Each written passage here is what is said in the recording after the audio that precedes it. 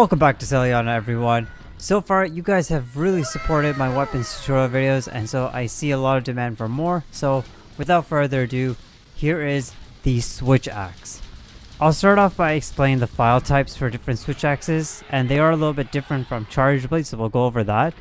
And then we'll move on to some moves and combos playstyles, specifically the 4 playstyles, including the zero sum discharge, sword mode, axe mode, and everything put together. Particularly, I will talk about the axe mode because I feel like it's a heavily missed opportunity by a lot of different hunters, both for good battle technique and just pure fun, honestly.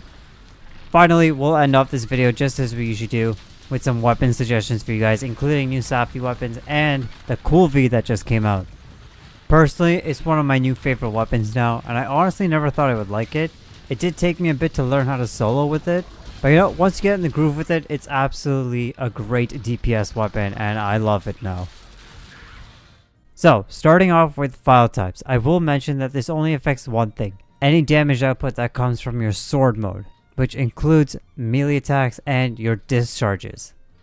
And so there are 6 different types, including power, power element, paralysis, dragon, exhaust, which is basically sleep, and poison.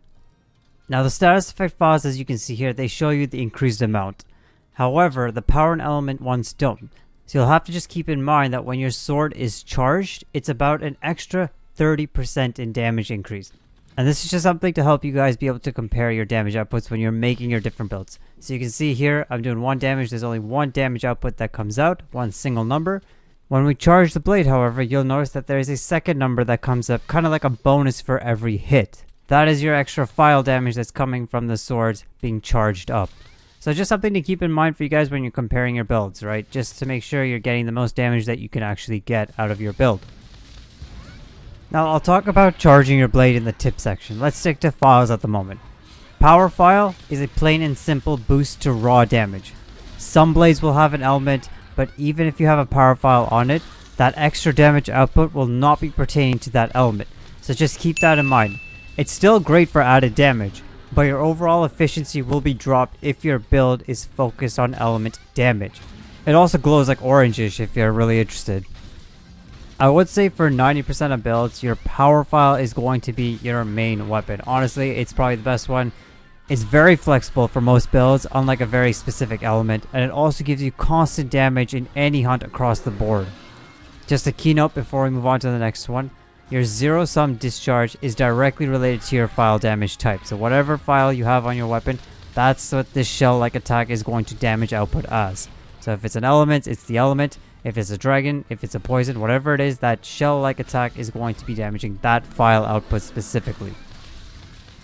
Now, as I mentioned before, power file is a great choice and probably going to be on most of your builds. The element file will probably be your second choice depending on your playstyle and if you want to go the raw damage route or if you want to go the element route for any fight. Sleep, para, poison though can all be helpful and don't overlook them, but you'll have to play in a very specific strategy if you want to maximize that out. The zero sum discharge strategy I'll talk about in the next section, but in short, you need continuous file discharge. So you can see here, I'm doing continuous file discharge in order to get the paralysis off.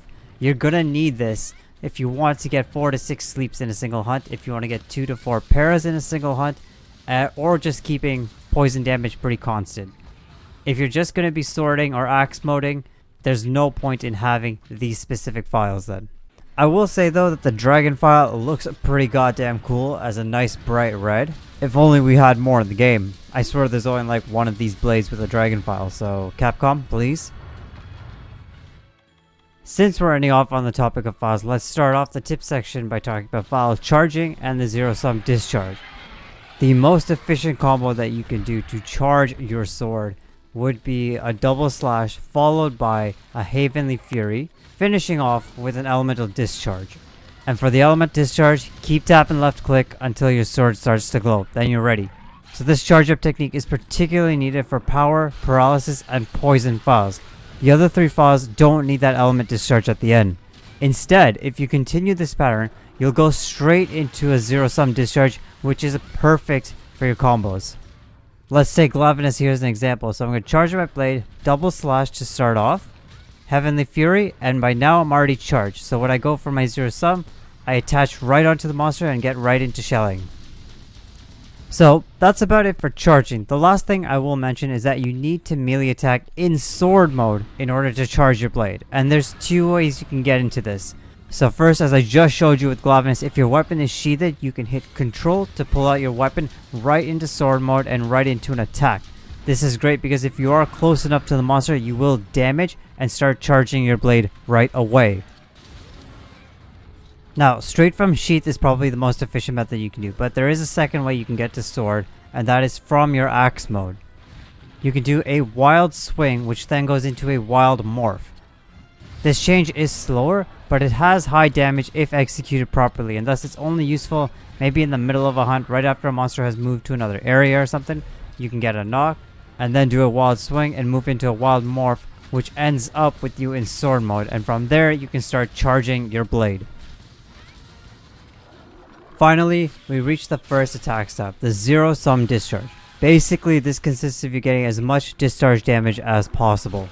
Once you're charged up, you can just simply clutch claw into a monster and discharge by tapping the left click.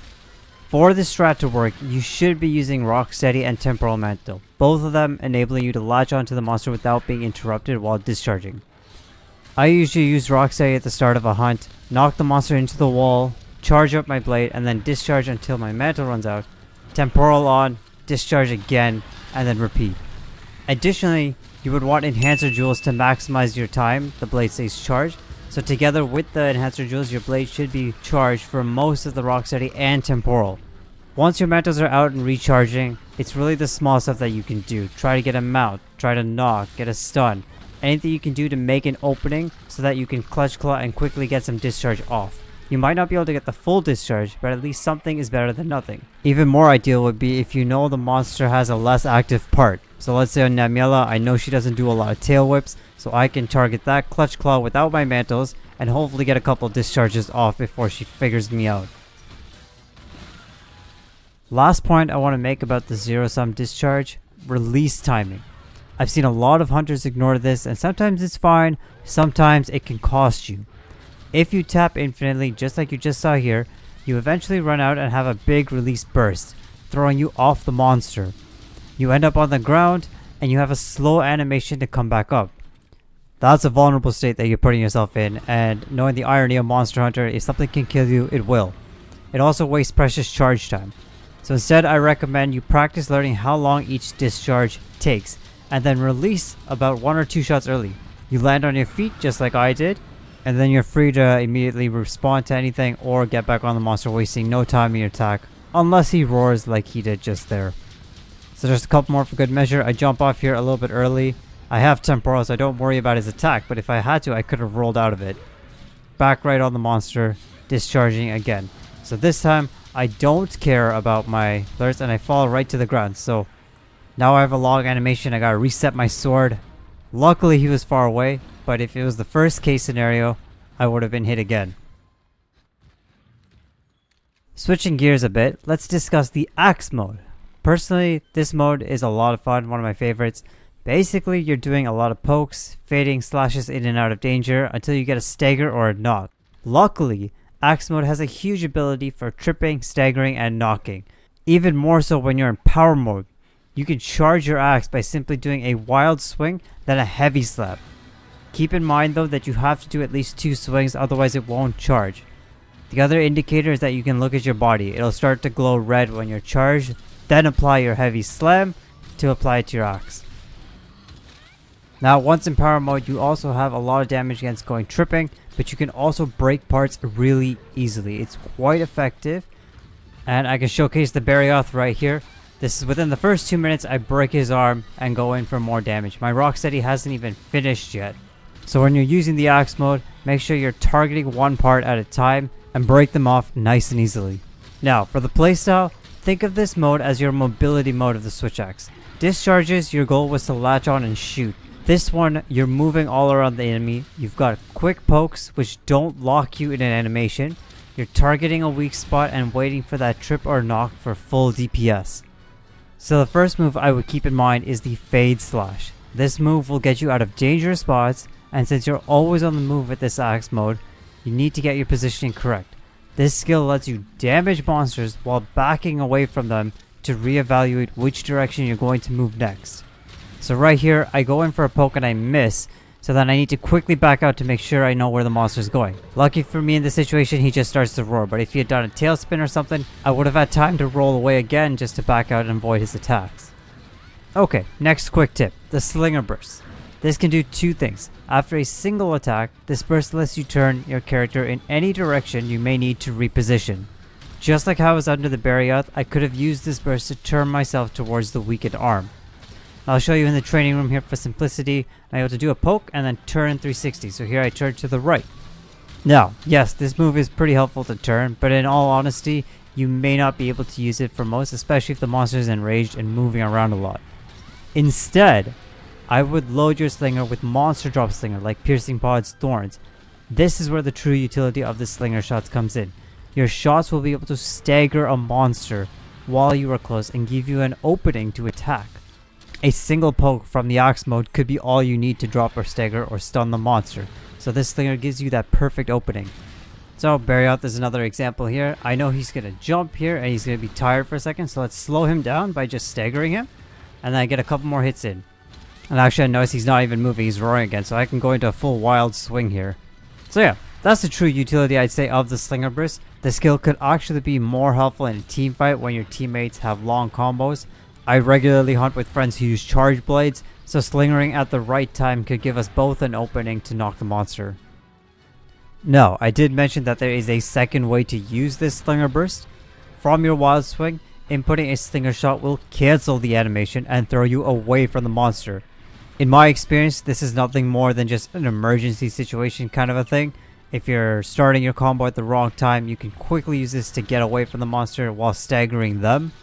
Unfortunately, the downside is you can't do anything from this position. You can't attack, you can't go into any combos, so it's really just for you to cancel and reset. Okay, I've talked a lot about movement stuff with the axe. Let's put it together and talk about your main DPS combo that comes around after you've jumped around and finally staggered or knocked that monster. So you start off with a wild swing and then quickly go into a wild morph. Then follow it with a fade morph to come back into axe mode and end it off with a heavy slam to reapply your charged axe. Okay, so let's abuse Barioth here one last time. So I actually started this off with a fade slash right here, but then I quickly go in because I noticed I don't know what he's doing. And as soon as I knock him here, I go right into my wild morph. Then I do a fade morph to back it out, and then I finish it off with a wild swing and a heavy slam just to make sure I get that DPS. A reminder here, you can't do the heavy slam without doing those two first wild swings, so you gotta do the swings, then do the slam. So that's your main combo, and pretty much everything else in between is up to you to figure out where you can poke, put rising slashes, fade slashes. With the axe mode, your goal is to survive while tripping the monster as much as possible, then get your DPS out. Okay, so before we move on to sword mode, I do want to talk about waking up monsters with the switch axe. This can be done with any combo or playstyle that you choose. You can even add bombs as well in there next to the monster's head or whatever part you're focusing on to wake. So basically make sure you're a couple steps back and then you start your wild swings and then quickly go into your wild morph. Now you should be aiming for that second wide swing to hit him. That's your highest DPS swing that you can get from that morph. And quite honestly, it's the single strongest hit the switch axe can do. This is why we incorporate that morph in your main DPS combo. So whenever you're in axe mode, even if you can't do the whole combo, if you see an opportunity to do this wild morph, do it to get that extra DPS while axing.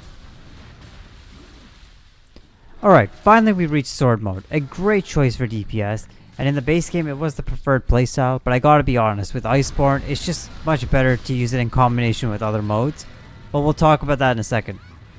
So, sword works well if you can pinpoint a spot to hit consistently. Like for Anjanath, his legs, anything you can easily get to consistently attack.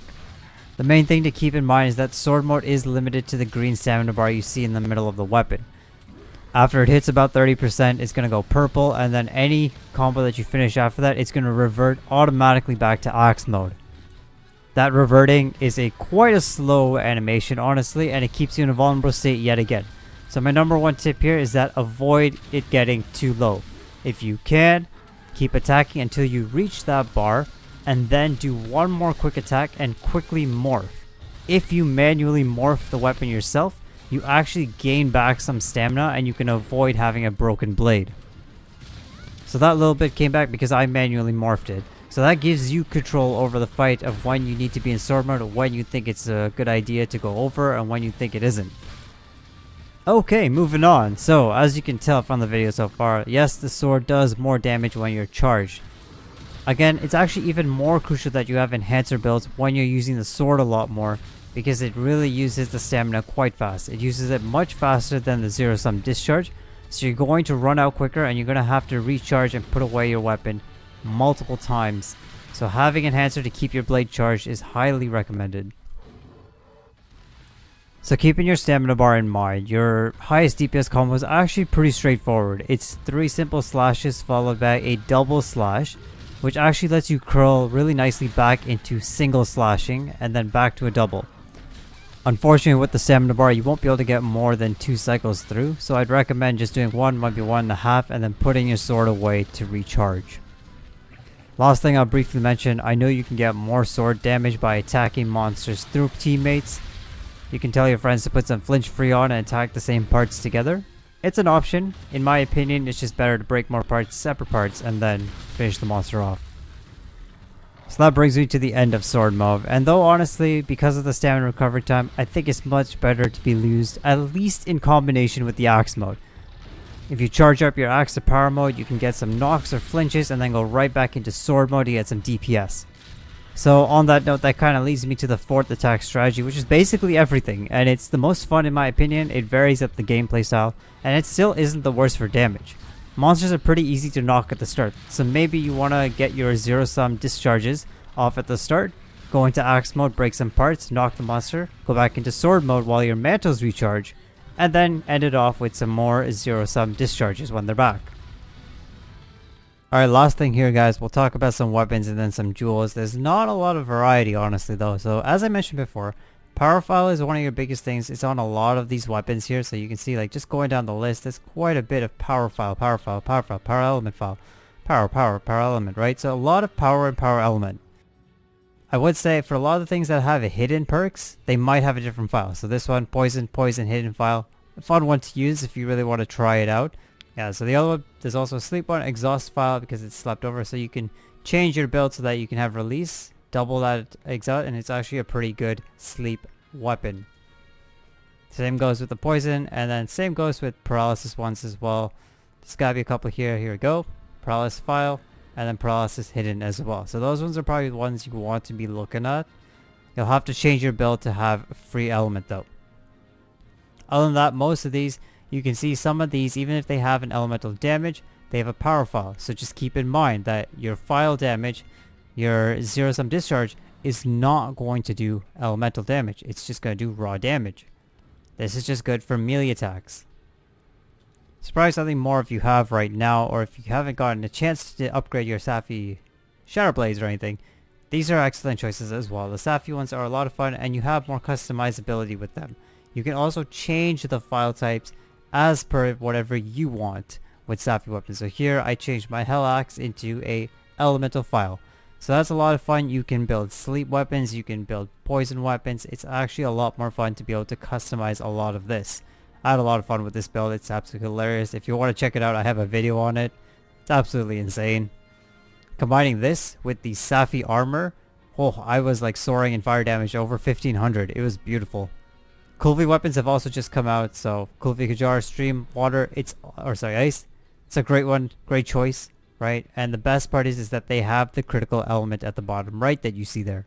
Critical element helps so much, and these weapons have become pretty OP, especially if you have a power element Phial on it. Okay, ladies and gentlemen, let's talk jewels now, just quickly and briefly. As we've mentioned before, enhancer is key, absolutely key. You must have this on most of your switch axes unless you just want to axe mode. But if you're planning to do discharges or use sword mode, you must have enhancer.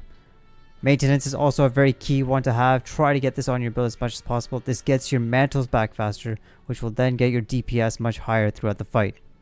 Vitality is the next best thing. It's not the biggest and most important, but it's always good to have a little bit of extra health because switch axe does get very up close and personal with the monster.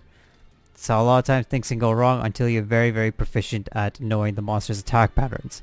I put on 2 here just because I'm kind of in that middle ground. So a little bit good, a little bit not, depends on the monster. Absolutely having critical up is in key attack as well, and newly added the attack charm 5. So if you guys have that, upgrade the hell out of that. That takes 5, gives you 5 straight. Then I only needed 2 more level 1 jewels. It was beautiful. It makes this build so great. Last little things that you can change up here. I have some brace in here. Brace is kind of fun for me because then it prevents my knockback, right? I'm at level 2, so tripping is also reduced, so I can keep going. If I'm in axe mode, I can keep axing without being knocked over by the monster. So it's very helpful.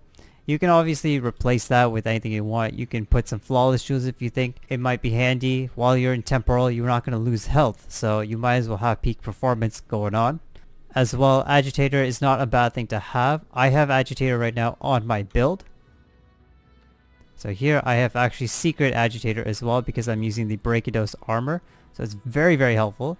Last couple things as well, if you really want to, if you want to build a special sort of blade, maybe using the sleep or paralysis files, have some sleep or paralysis shields. It just makes that build so much more proficient.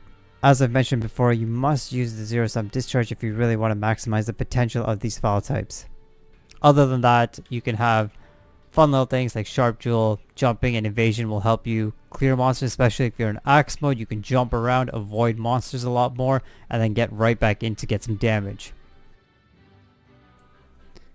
And with that, ladies and gentlemen, I thank you for watching the whole video. Hopefully you guys learned something, learned a little bit about Switch Axe, and hopefully you can take something away to make your builds better, or if you're trying it for the first time, hopefully this has given you a great introduction to how you should be playing Switch Axe. There's a lot of tips that I've given in here, weapon recommendations as well, jewel slots as well, so be sure to check all of that out. Take the time to learn this weapon. This weapon is a fantastic weapon for soloing as well as for team fights.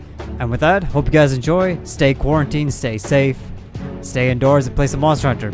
Sky Sensei's out.